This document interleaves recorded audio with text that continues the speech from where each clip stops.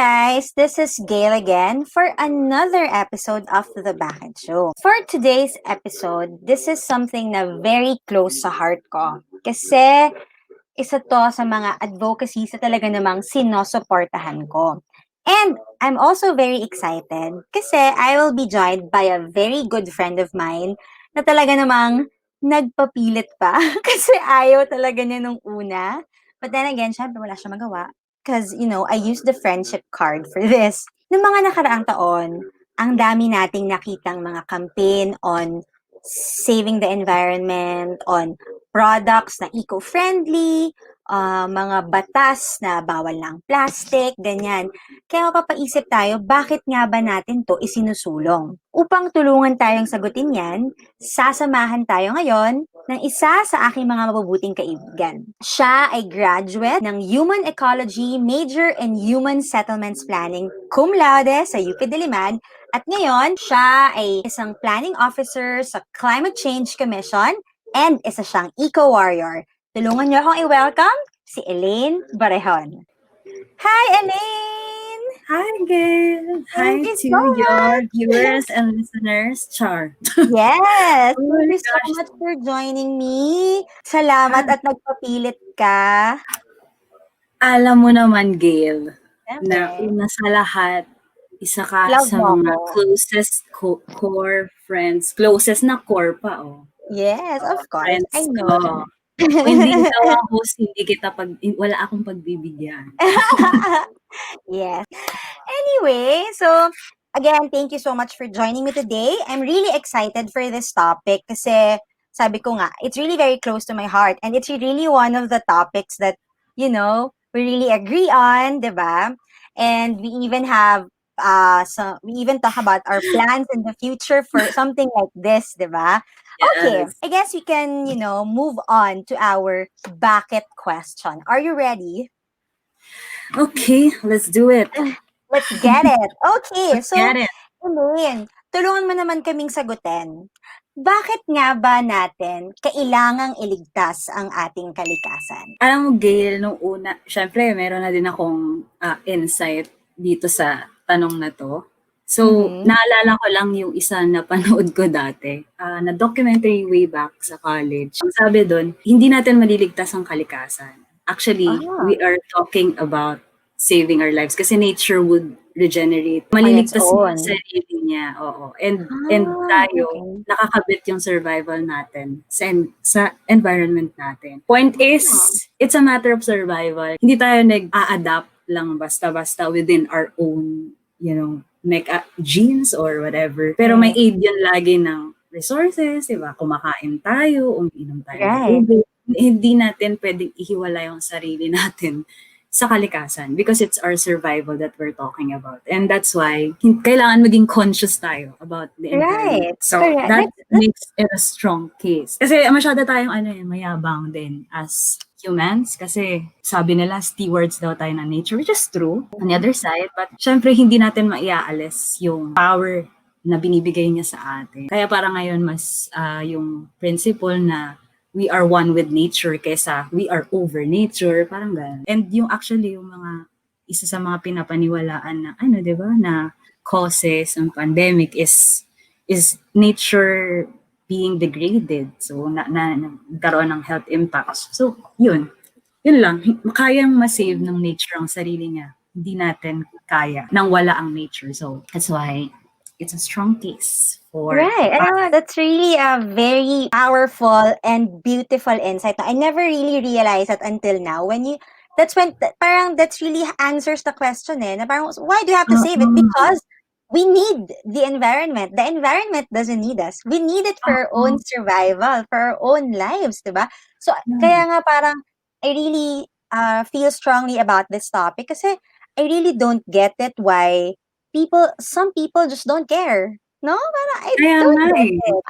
Can you cite some fact na to alarm lang or para lang magising lang yung mga viewers natin or yung mga listeners on ano na nga ba yung mga alarming facts about our environment?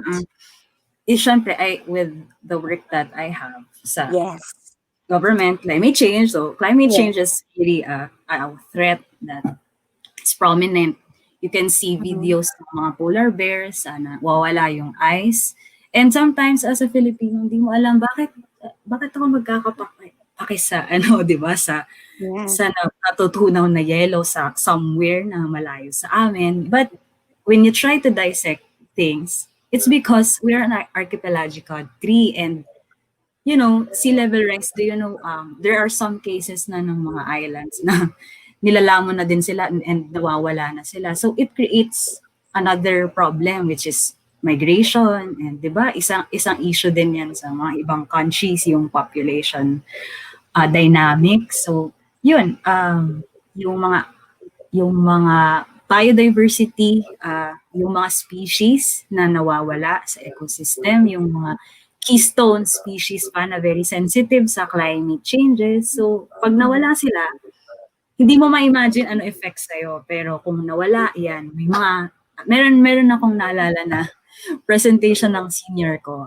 ano siya, para mas ma-relate mo kasi yung climate change on a individual. Kailangan, attack mo is very sort of Personal. personal and into the daily life. So meron siyang presentation na ito yung mga foods na mawawala or are threatened by climate change. Like yung mga bees kasi, isa sa mga parang prominent na ngayon na problem yung pagkawala nila. And ano Ah, effect nun sa atin? talaga? Alam mo, yung pollinators, oo. So may effect sa pollination and may effect sa fruit bearing or yung mga ganong issues na related sa pagkain. Wow. I didn't know that, Chocolate. Why?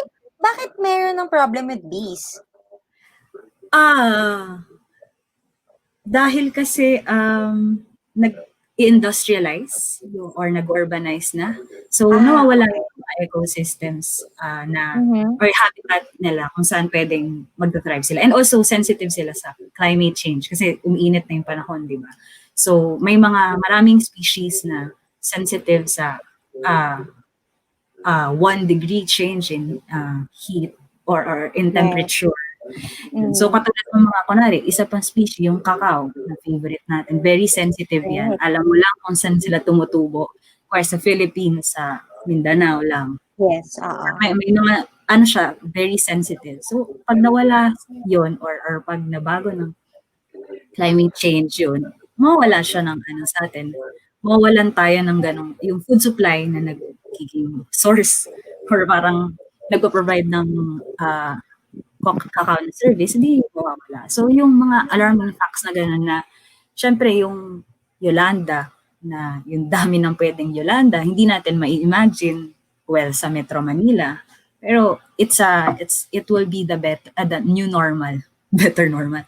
It's a new normal that we expect to face now. Yun, yung sa climate change aspect kasi hindi siya, lang na, sige, simpleng init or simpleng adjustment sa temperature, siya, chain reaction siya na nag-a-affect ng economy or ng mga livelihoods or ng geographical, geological, anything, name it, kayang ma-relate or malink sa climate change. It's a very wicked problem, sabi nga nila.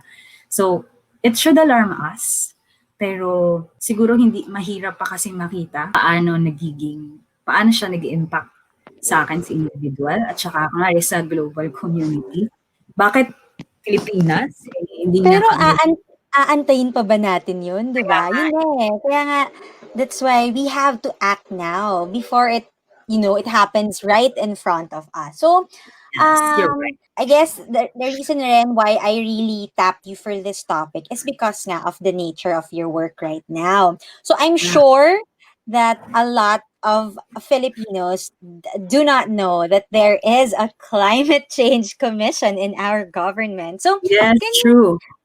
can you share naman with us, what does Climate Change Commission do? And what are your efforts to help fight and prevent, the depletion of our environment? Yeah.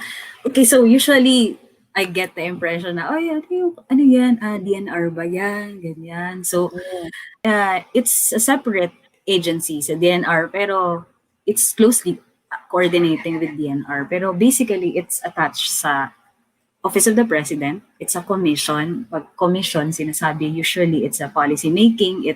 It is a monitor. It has the monitoring and evaluation para mag-review kung ano yung present sa bureaucracy. So kasi sa international and sa national din, may dalawang climate action, yung adaptation and mitigation. We adapt pagka kunwari andyan na yung mga extreme weather mga events or mga disaster or climate related hazards, nagaano tayo, umaakma tayo yung mga ginagawa natin to adjust our systems. Pero yung isang side ng climate action, yung mitigation na tinatawag, it's how meron tayong mga greenhouse gas emissions. Kaya umiinit yung mundo because natatrap doon, di ba, yung mga gases like carbon dioxide, ganyan. So, ang mitigation, gusto niya, wag na masyadong makapag-contribute doon. And how do you do that? You practice green lifestyle, yan yung diyan papasok yung mass transportation, yung hindi mag-contribute sa pollution. So, yun yung mitigation side ng climate action. So, maraming agencies na kino-coordinate for that. One is the Department of Energy para, di ba, explore yung solar, other renewable aside from the coal or fossil fuel na waste. So, ganun siya.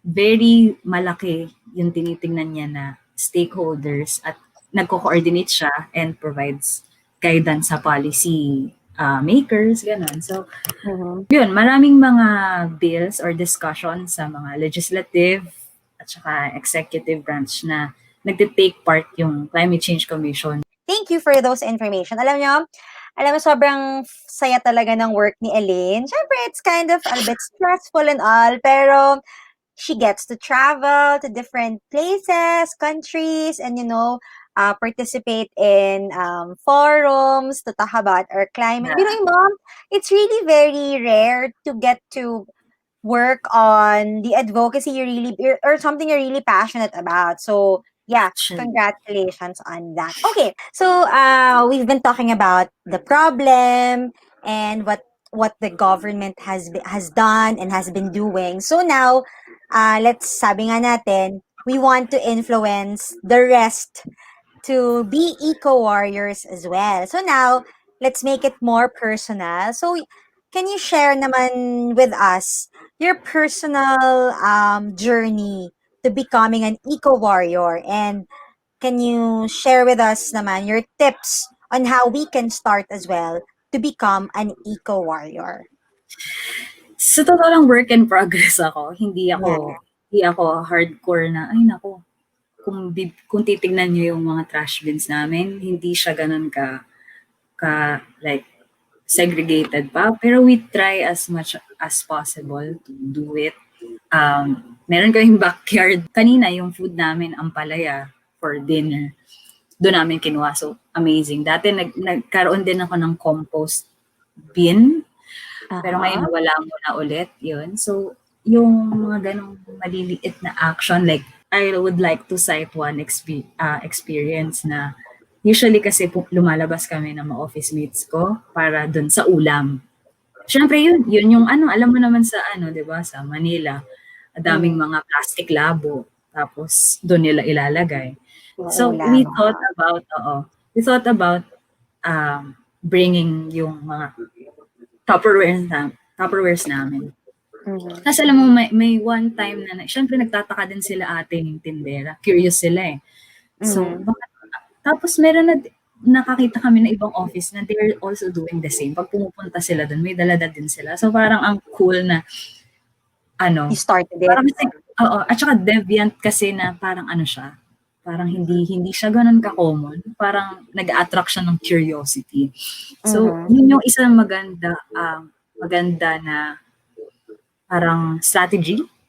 I mean, you tickle the curiosity of everyone kung bakit kaya ginagawa yun. And then they will find in their deeper observations na, ay, okay, yun pala yun. Kaya pala sila nagdadala ng Tupperware. Usually hassle. So, yung isang nakita namin na reason, hassle talaga. Pero if it's your survival that we're talking about, why not? Why should we, not do our part? So, hindi ako vegan. Is being vegan related to being an environmentalist? Ay, Diba? Oo, no? Actually, I heard, parang eating beef kasi is not good daw. oo, Kasi nga, malaking cows release so much, yung fart nila release so much carbon dioxide. That's yeah. bad for the air. Ay, yeah, Pero okay, I alam mo, get it. recently, kakapanood ko ng Netflix. Anyway, may naging favorite ako from The Final Table. I think Charles Mitchell, and I follow him sa Instagram. Ano na siya, parang nag-explain siya on animal ethics. And yung pag-promote mo na environmentalism uh, should not be about taking sides. Kasi dapat Okay, malaki yung options mo. Pero right, nag-share kayo to know which option is ano. Kasi pag right. nag-take ka ng exam, o sige, kailangan maging vegan, you're polarizing, parang hinihiwalay mo lang lalo yung Oo nga views ng eh. tao. Yeah, When yeah, in yeah. fact, ang goal mo ay environmentalism. So, Yeah. so yun, ano lang, consciousness, ay yung conscious, kumbaga, yun lang yung minimum na kailangan mo, yung impact, consciousness sa magiging impact mo. Maging mindful ka in what you consume, pagpunta ka ng grocery, ano yung madaming options, pero alin sa mga options na yun yung medyo less impact at kaya mong mag-adjust. Pwede kang mag-reuse ng, kung malaking mga bags, or yung eco bags is Yeah, bring one. your own bag. Yes, that's one. Kasi imbes na sachet, you quantify the cost kung magkano ba ang konsumo mo pag sachet yung binili mo compared sa kunwari malalaki. Big So, size. oo, kasi Mhm. para mas malaki syempre, mas less waste, ganyan. And then, yun nga, kasi sa atin, sabi nga din ni, idol ko na talaga siya, si Charles Mitchell, sabi niya, privilege daw kasi yung lifestyle na green Yun nga, lifestyle. that should be my next question. Pero sige, you brought it up na. Yun nga, parang, I was about to ask kasi na parang, yun nga, parang, so we all have these tips, di ba? Grow your own garden, bring your own bags, buy big packs. Pero, instead of buying plastic toothbrushes, buy bamboo toothbrushes, di ba? Mm-mm. Pero, we all know that these alternatives, let's face it, these are much more expensive than the Yes. usual. So how can we convince the masses to make the conscious effort on being eco-friendly? So I think that's one of the major challenges. Yeah, sa totoo lang hindi kasi siya um, parang obligation lang on the side of the consumers. I mean, sa atin, kung ano lang yung kaya natin makontrol, which is information, or making them experience na ito ay magandang option, by giving it to them for free. Pero, syempre, it's another side of, it's the market I mean, dapat na government or other, the industry, companies, private companies should provide. Pero yun nga, dapat mag-meet sila in between. And information talaga yung pinaka nakikita kong paraan. Kasi yun yung pwedeng change ng consumer behavior. Like, pag nag-demand ka na ito dapat yung makita ko sa kasi ang sachet lifestyle is usually merong options, like meron na nga yung mga sari-sari stores na refillable stores na tingi-tingin naman na pwedeng maging alternative for that. Pero syempre, hindi natin kayang ma-impluwensyahan yun kung walang available option sa community. So, Right. it's a function of the government, it's a function of companies to realize that. So, pero at our level, it's just messaging na here are the options, these are what you get with the options, and added to that, ito yung environmental benefit. I mean, economic siya in a sense and walang choices sa community. Right. It's an it's a privilege sa country natin. And so, hopefully, the government, I mean, we will try our best to give that or provide that Give options. pressure, no, to this company. I think Yeah. may mga maliliit na nag-start. Yeah. Like, merong mga groups dito na big companies na nagsa-start like Nestle, nakita ko meron daw silang gagawin na nilang paper straws, yung mga Chucky. I mean, pati yung retrieval, isa sa wino-workout ngayon sa Congress. Meron silang mga working groups na dinidiscuss na nila na yung mga companies, kasi waste disposal is the problem. Yes, Talaga. kasi it's the burden of the consumers when in fact it Yeah. shouldn't, di ba? Yes, you're right. That should be Oo. the responsibility ng producer. So, yun, na Yeah. naalala ko lang, ewan ko kung I'm sure naabutan niyo yun, pero yung mga nagbabalik ng mga bote, di ba, parang Yeah. hindi siya ganun kabago sa atin, na mechanism. Yeah. Nandiyan na siya, babalik lang tayo doon. Parang ganun. Correct. So, yun. Kasi So, nga, yun. parang, again, you mentioned, it's economic. So, syempre, the companies then chose kasi diba parang there's this linear economy and this circular economy. Na before ata, we're working on a circular economy, but then again, they found a cheaper option with the linear economy. There's lesser responsibility pa for them, no?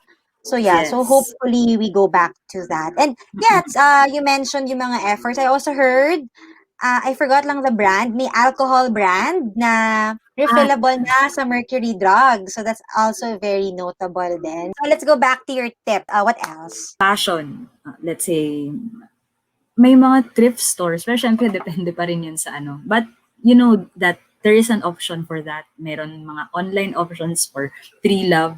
Yung mga hindi ka papasok dun sa economy na itatapon lang yung mga, I mean, pag nagka-surplus yung mga damit, itatapon na agad. Parang dapat mindful tayo na ay hindi dugot pawis ang pinanggalingan na proseso ng mga lahat ng produkto actually. Meron din akong libro na parang nabasa. Kuwari, itong mga damit na to na made from cotton. Kasi yung cotton is sobrang ano pala siya, water intensive. So, ang nangyayari sa kanya, yun, yung mga areas na yun, nawawalan sila ng resources. Tapos yung mga nagtatrabaho pa dun is mas lalo nagiging impoverished. So dapat hindi natin medyo ganun. Mas pinopromote natin yung mga industries na conscious of that. So nag-research talaga. I mean, yung mga ganong options is hindi talaga siya lalapit lang sa atin kasi wala pa tayo ngayon sa Philippines na ganong parang awareness on those level. Pero kailangan talaga nating ng research. And I think it's one barrier din na walang options available for Philippines. Pero we're trying. So, aside from that, yung mga hygiene sa women, merong mga options for, Yeah. di ba?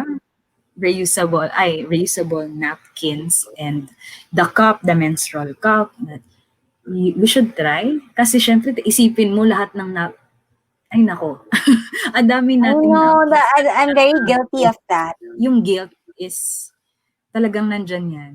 Kapag may consciousness ka na, it's a good indicator that you're caring for something bigger than you. Pero syempre, you need to act on it. And that's why it's good to feel that. Kasi that propels you to act.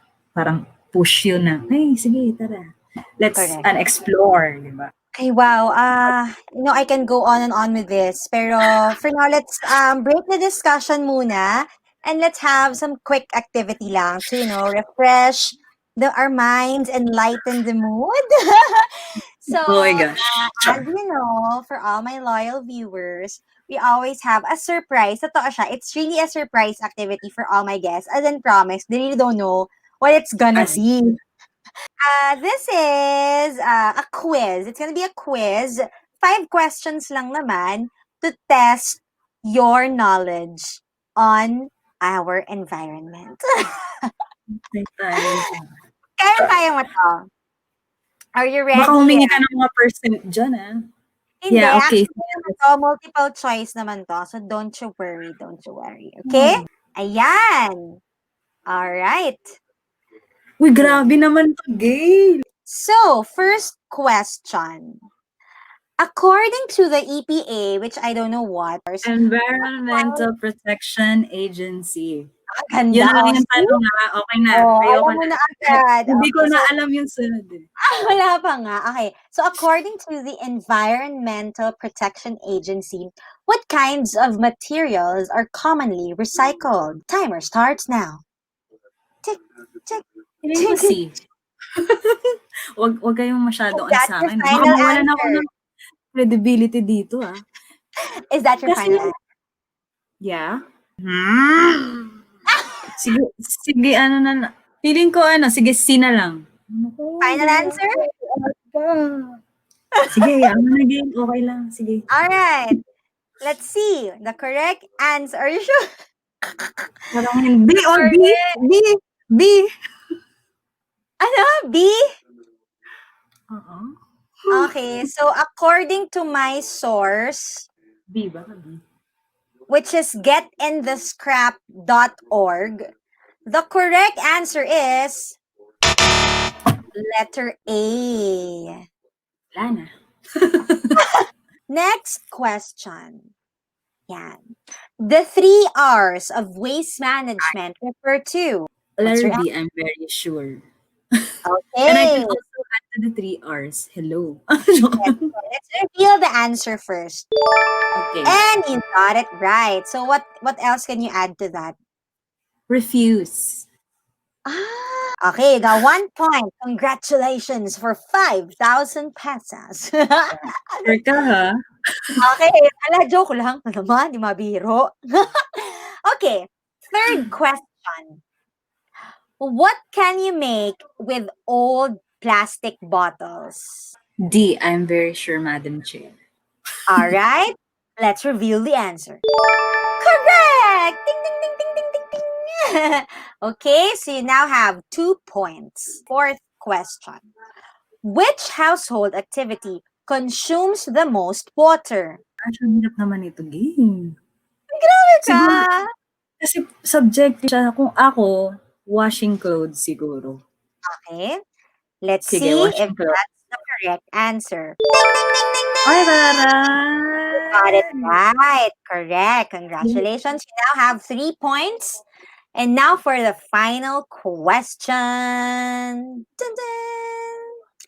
Which of these practices are good energy conservation practices? Letter D. Are you sure? Yes, I'm very, very sure.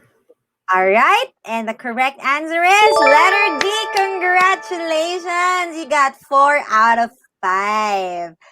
Okay.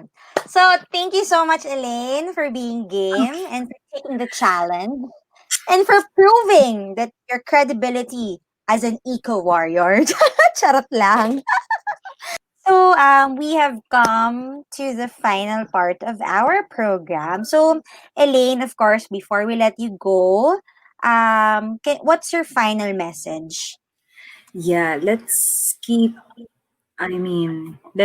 inspiring each other. Information talaga, it's a very, very crucial part of the discussion of this advocacy. Yun, find inspiration, educate ourselves, educate others, share your knowledge. Let's help shape yung demand and the supply chain ng taray. There's no small or big action. Kasi lahat yan, at the end of the day, it's action. So, just start that consciousness running, protect the environment, save it, because it's also our survival that we're talking about. So, yun lang. Correct. So yeah, to add to that, so again, let's save the environment so we can save ourselves and our loved ones. And yeah, sobrang dami nang na-share ni Elaine na tips on how we can help with our own little ways, but there are a lot more that we can do. Just keep on researching. Information now is very, very accessible online. So, and we have so much time right now. So why not, expose ourselves, 'di ba, out there, what we can do, what we can help. So once again, Elaine, thank you so much. Thank you so much, everyone, for watching and for listening to the podcast. This has been episode 8 of The Bakit Show. Thank you so much. Bye. Thank you, Gail. More power.